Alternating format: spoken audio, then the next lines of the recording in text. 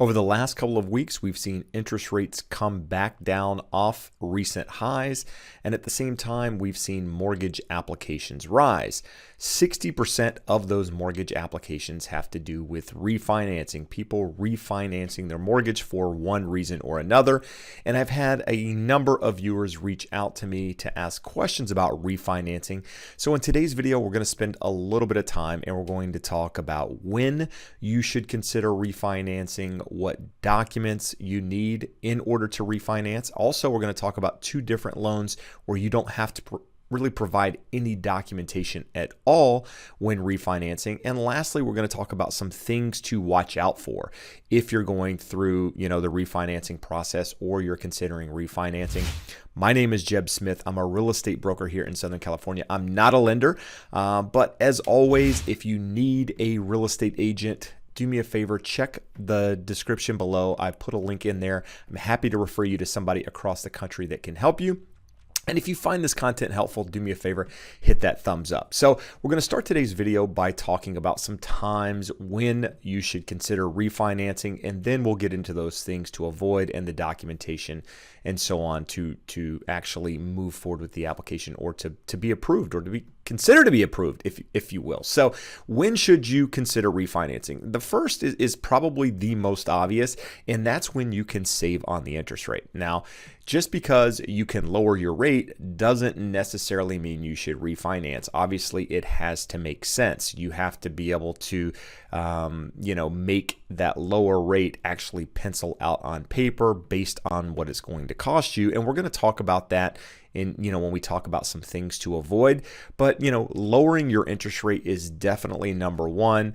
And depending on your loan amount, a 0.25% could be enough to refinance or consider refinancing. But, we're going to start with lowering your interest rate. The second is if you have a first and second loan, or maybe you're considering a home equity line of credit to cash out, to pull cash out of your house for one reason or another. Now, I'm not recommending you use your home like that, but there are a lot of people out there doing some sort of cash out, either through a home equity line of credit or doing a cash out refinance. And this would be a good time to consider actually, instead of a HELOC or a second loan, actually consider, doing a new first mortgage, combining your existing loan as well as that, potential money that you wanted to pull out in a home equity line and refinance the entire loan at a lower interest rate. Because chances are, because of where interest rates are, you're going to be able to get a lower combined rate, lower combined payment than having a first mortgage and a second mortgage. So if you're considering doing a home equity line of credit, or perhaps you have two loans already and now you have enough equity in your property, that would be another reason that you may consider refinancing, is to combine both of those into one low fixed rate. Now, the third thing we just touched on a little bit, and that's a cash out refinance. Now, if you're looking to pull cash out of your property for any reason, because of where interest rates are right now on 30-year fixed and 15-year fixed mortgages, the home equity lines of credit used to make a lot of sense, when interest rates were higher, but because those are variable, they're not fixed for a long period of time, and a lot of them have balloon payments on them. It makes sense to consider refinancing your first mortgage, depending on where that interest rate is, combining, that cash out, if you will, into one new loan. So the third thing would be a cash out refinance. And lastly would be PMI. If you currently have a mortgage, maybe you're in an FHA loan, currently you have enough equity in your property, that would be a reason to consider potentially refinancing, getting rid of FHA, getting into a conventional loan, and getting, rid of that mortgage insurance. Now, you want to have a lender compare, where you are to where you would be with that new loan, just to make sure it makes sense. Because if you got an interest rate in the low 2% range with an FHA, even with the PMI, you might actually be better than some of the rates given today. So just make sure it makes sense, before moving forward with the application. And we'll talk about that again in those things to avoid that we're going to touch on in just a moment. But when considering refinancing, a lot of people think just because I have a mortgage, I should be able to get another mortgage. Well, we just came out of a year of a pandemic. A lot of people lost employment, lost jobs, and what have you, and maybe aren't currently working, or maybe they're in a different financial position because they've had, things happen in the last year. Understand, in order to refinance, if you have a conventional loan, or maybe you're in an FHA loan trying to get to a conventional loan, you still have to qualify for the loan. So you still have to provide pay stubs. You still have to provide W-2s, maybe tax returns in some cases. You still have to provide some documentation of assets through a checking and savings account in a lot of ways. And you're going to have your credit score run in most cases, right? So they're going to look at all of that stuff and make sure that you actually still qualify for the loan. So if you went through the pandemic and you missed maybe a mortgage payment here or there, maybe you missed a car payment or whatever it was, that might have affected your credit score, and you might not necessarily be in a position to refinance. So just make sure, that you have your ducks in a row, if you will, and just, and have that documentation ready so that when you do start talking to a lender, you can provide it and they can, compare numbers for you and show you, where you would be with today's interest rates versus, where you currently are with your current loan. Now, I said at the beginning of the video, there are two loans where you don't necessarily have to provide documentation, and those are an FHA Streamline and an IRRRL. An IRRRL is a loan through the VA. So if you currently have a VA loan, you can do, referred to also as a VA Streamline. It's an interest rate reduction loan.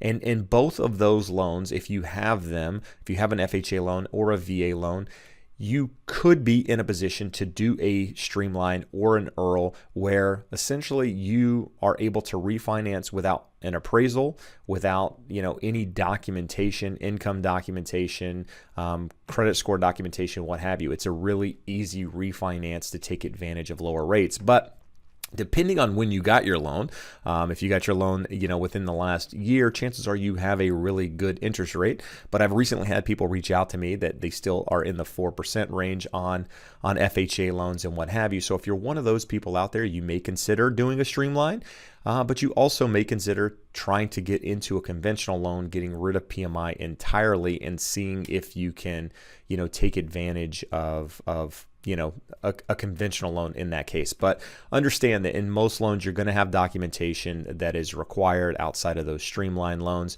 And then in many cases, you're also going to have an appraisal, right? You might receive an appraisal waiver depending on the amount of equity in your property, but there is a chance that an appraisal could be required to make sure that you have, the equity in your property, or that your property is worth what you think it's worth. Now, lastly, I want to talk about some things to avoid. In the process of refinancing, it's really easy to get caught up in the fact of, a lender offering you no closing cost, or there's no fees associated with the loan. But at the same time, a lot of the lenders that promote that then take it and add it to the balance of your loan so that you're not really coming out of pocket with any money, but you're actually adding it to the balance of your loan. So if you take your closing costs, and you add them to your loan, you're actually going to owe more on the property than you came in with. And in some cases, that might be okay, depending on how much money you're able to save. But just to understand that, if you're saving money, if you're offered a new interest rate, for example, compare it to where you were. So say, for example, your new mortgage payment is $2,000 a month. And prior to that, it was $2,500 a month. That's a difference of $500. Now take that $500, divide it into how much it's actually costing you to do the loan, and figure out the number of months it's going to take you to recoup that cost. So just understand that there are going to typically be some cost associated with doing a loan, but just pay attention to what the lender is charging you in origination points and in lender fees, because those are the things that can be controlled, whereas a lot of the title and escrow fees and interest on your loan and any taxes due and that sort of thing, yeah, they're closing costs, but they're fees that are going to have to be paid, well, outside of the title and escrow, are going to have to be paid regardless, right? The interest on the loan, any taxes, that sort of thing. So, those things are unavoidable, whereas some of the other fees are. So just pay attention to what you're being charged when you're doing a refinance and make sure it's not being added to the balance of your loan, in order to make it appear as if, there's no closing cost or no cost associated with doing that loan. The next thing is, if you refinance, try to get back into the same term of the loan that you left, right?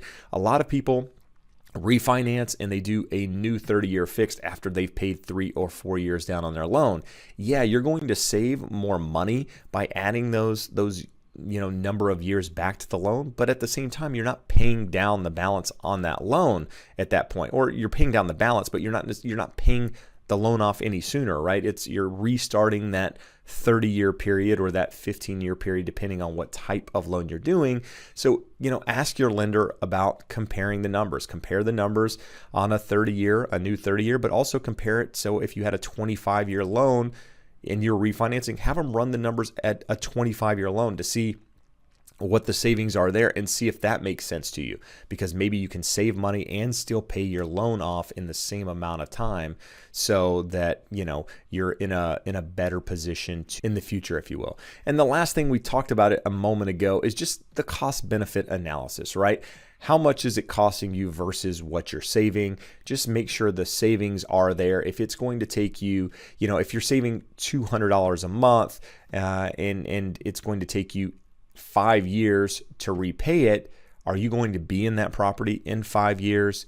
Where could you put the money that it's costing you? Could you put it in an investment account? Could you put it somewhere else? Could you pay down your mortgage potentially and pay it off sooner? Just make sure you're doing that analysis to make sure that it actually makes sense. There are people that have plans of moving in 2 years, and then they're refinancing now with a cost benefit analysis of 5 years from now. Well, if you actually sell in 2 years, you're actually losing money on that refinance. So just make sure it makes sense. And again, as I mentioned at the beginning of the video, if you need a lender referral anywhere in the country, reach out to me. There's a link below in the description. A lot of you email me. I've set a lot of people up across the United States with people that can help. And I've gotten a lot of positive feedback. And that's another reason I'm doing this video, is because, I want to help those out there understand the process and also work with knowledgeable professionals in the business. So if you have additional questions, do me a favor. You can leave them in the comments below. Again, I ask, if you find this information valuable, hit that thumbs up. And if you like content like this, anything real estate related, do me a favor and hit that subscribe button. But for now, I appreciate you taking the time to watch. Appreciate all the support. Hope to see you again soon. Have an awesome day. Bye-bye.